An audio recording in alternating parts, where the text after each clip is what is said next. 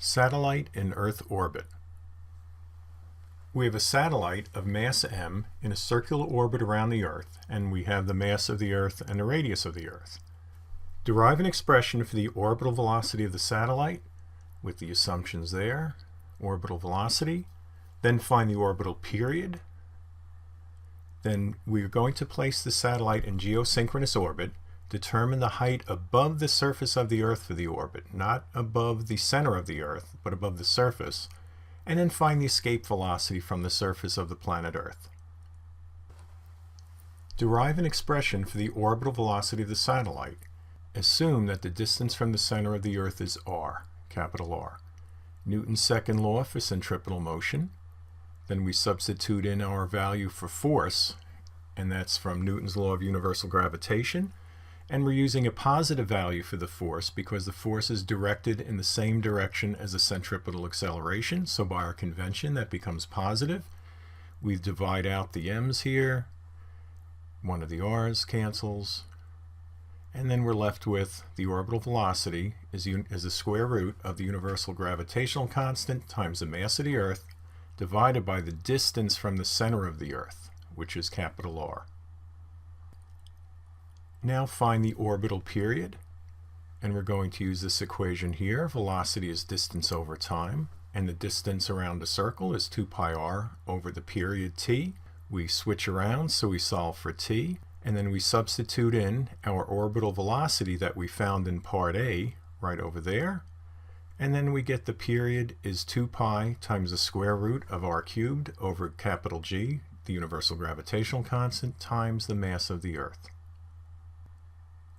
We now place the satellite in geosynchronous orbit, determine its height above the surface of the Earth, and that's key, above the surface of the Earth here. First of all, what is geosynchronous orbit? That means we have a satellite remaining in the same relative position to a place on the Earth directly below it, so it doesn't move relative to that position, which means it must have the same period of revolution as an object on the Earth, which is 24 hours. So let's first calculate the period in seconds, because that's what we always deal with, and then we're going to use this formula. First thing we're going to do is calculate the distance from the center of the Earth, because that's what this equation is working with. Okay, so we get rid of the square root by squaring both sides, and then we solve for r. And again, this r is from the center of the Earth to our satellite in geosynchronous orbit, and we get this distance right here. And you can see the numbers here, so please check that on your calculator, make sure I did it right.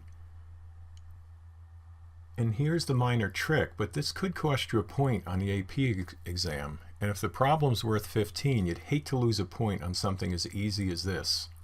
So our height above the surface of the Earth will be the distance from the center of the Earth minus the radius of the Earth.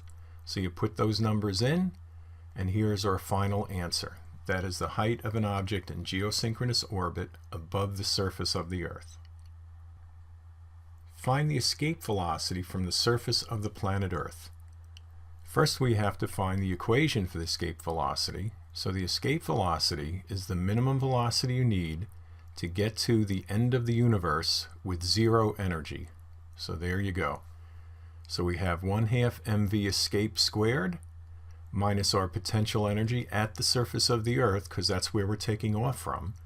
And we do a little rearrangement here, and we find our escape velocity. Put that equation here. We then substitute in our variables, and we come up with an escape velocity of 1.12 times 10 to the 4th meters per second.